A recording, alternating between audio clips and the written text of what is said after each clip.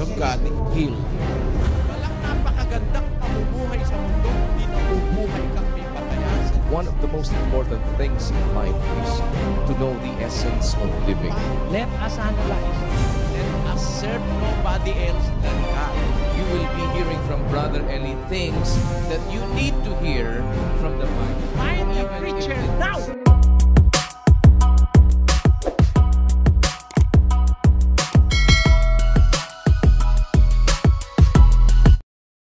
Ano po ang pangalan niyo, kapatid? Ako po si Mr. David Roy sa Brother Eli. Katanungan ko po ay ganito. Alam natin na mula na prophesied si Jesus Christ, recorded in the Bible. Pagdating sa 12 years old, nawala yung record niya. Zero record mula hanggang sa ministerial period niya. Hindi po totoo yun, kapatid. Maaari narinig nyo lang sa iba yung nawala ang record niya on 12 years old hanggang sa kanyang ministry. Hindi po totoo. Kumpleto po ang record ni Kristo sa Biblia. Pakinggan nyo ha. Doon sa Juan 7, Nagsipanggilalas nga ang mga Hudyo na nangagsasabi, nung nangangaral na po si Jesus Christ, nagtaka yung mga Hudyo, nang gilala sila. Ang sabi ng mga Hudyo, paanong nakaaalam ang taong ito ng mga karunungan, gayong hindi naman nag-aral kailanman? paano natuto ng karunungan ito? Hindi naman ito nag-aral kailanman. Ang ibig sabihin, nakita ng mga Hudyo mula sa pagkabata hanggang sa siya ay mangaral. Yung salita nila, hindi naman nag-aral kailanman. Ibig sabihin, nakita nila si Kristo ron. Hindi umaalis si Kristo doon. Hindi siya nag-aral kailan. Ano ginawa niya? Mula nung 12 hanggang sa bago siya nangaral ng 30. Basahin po natin sa Marcos 6:3. Hindi baga ito ang anluwagi, ang anak ni Maria, at kapatid ni Santiago, at ni Jose, at ni Judas, at ni Simon? At hindi baga nangaririto sa atin ang kanyang mga kapatid na babae? At siya'y kinatitisura nila. Di ba ito yung anluwagi? Is this not the carpenter? Nagkarpintero po siya. Kasi, kaya siya nagkarpintero, karpintero po si Jose, tatay-tatayan niya eh. Nakita ng mga Hudyo, habang panahon nagkakarpintero siya, pagkatapos biglang-bigla nangaral, nagugulat sila. Paano natuto ito ng karunungan? Hindi naman nag-aral kailanman. Kung nawala si Kristo sa senaryo, hindi nila po pwedeng sabihin categorically na hindi siya nag-aral kailanman. Kaya nga nila nasasabi, hindi siya nag-aral kailanman, nakita nila siya mula sa pagkabata hanggang mangaral. So wala pong nawawalang years of Jesus Christ. Wala pong nawawala. Nakasulat po lahat sa Biblia yan. Ang katunayan, ang mga apostol, sinabi yan sa gawa, Gis. At mga saksi kami sa lahat ng mga bagay na ginawa niya sa lupain ng mga Hudyo at sa Jerusalem, na siya na may kanilang pinatay, na siya'y ibinitin sa isang punong kahoy. Sabi ng mga apostol, saksi kami sa lahat ng mga bagay na ginawa niya sa lupain ng mga Hudyo. So nakita nila ang buong buhay ni Kristo, kapatid. Lahat ng kanyang ginawa, nakita nila. Okay na po?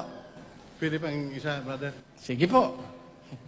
Kasi yung pag-aaral natin, kung minsan na sa science. Ngayon, nagbabasa rin ako sa mga ibang medical journal. Ang sinabi doon, ang pinanggagalingan ng isip sa utak. Ngayon, ang utak doon nagkakaroon ng isip. Pero karamihan naman na naririnig ko, hindi natin maikumpara ang isip natin sa Diyos, isip ng Diyos. Opo. Ang tanong po ba ay, may utak ba ang Diyos? Meron po. Meron po. Hindi lang kagaya ng utak natin. Kasi ang atin pong isip nanggagaling sa isang more or less a pound of soft tissues and flesh na binubuo po most ng protein at saka ng sugar. Yan po ang ating utak. Ang ating paniwala, doon ang gagaling ang ating kaisipan.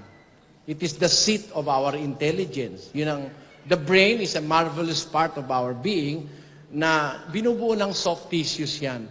Sa paligid po niya may tinatawag na cortex na siyang pinaglalagyan ng mga informasyon na nasasagap natin samantalang tayo buhay.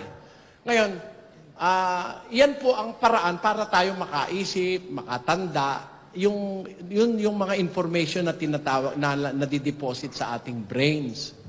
Pero sa tanong yung ang Diyos ba'y may utak? Ang Diyos kasi may mata, kaya lang hindi kagaya ng mata natin. Ang mata natin binubuo ng fluid yung loob and soft tissues, yun ang ating mata para tayo makakita. Ang Diyos naman nakakakita na wala naman siyang flesh. Kasi ang espiritu, walang laman at buto, sabi ng ating Panginoon. Ngayon, paano ko nalitiyak na ang Diyos may utak? Kaya lang hindi kagaya ng utak natin. Basahin natin yung Isaiah.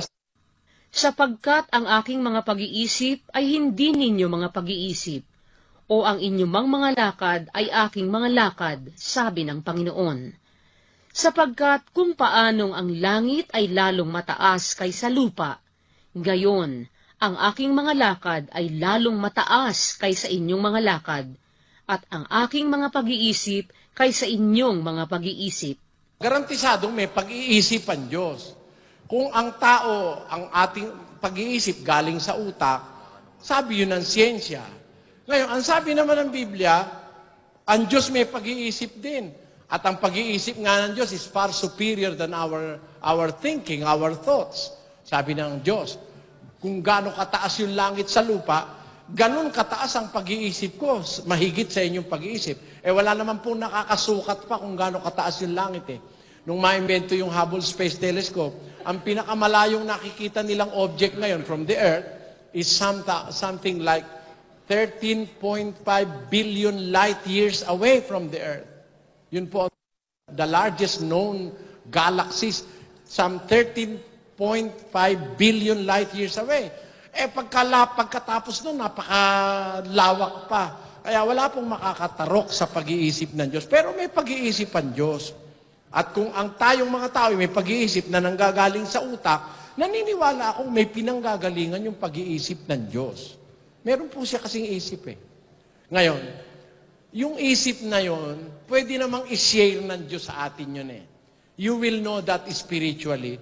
Pag na-sharean kayo nun, parang ako, yung isip ko, kahit ano magtanong sa akin, kahit sino, ang agad kong naiisip yung nasa Biblia, yun ang automatic, parang computer. Alam ko agad kung saan ko babasahin yung sagot Nandito na po yun. Bakit po? Pakinggan nyo sa unang Korinto, versikulo 16. Sapagkat sino ang nakakilala ng pag-iisip ng Panginoon upang siya'y turuan niya? Datapwat nasa atin ang pag-iisip ni Kristo. Meron po mga tao, binabahagi na ni Kristo nung kanyang isip.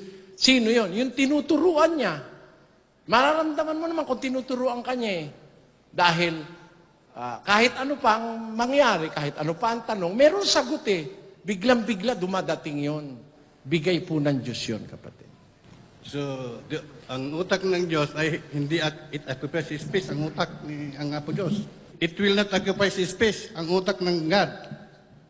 No, walang space na ina-occupy o walang bigat. Because ang utak kasi, it occupies space and it has weight. Hindi po ganoon, kapatid. Anything that occupies space and has weight is matter. Yun po ang sabi ng siyensya. A matter is anything that occupies space and has weight.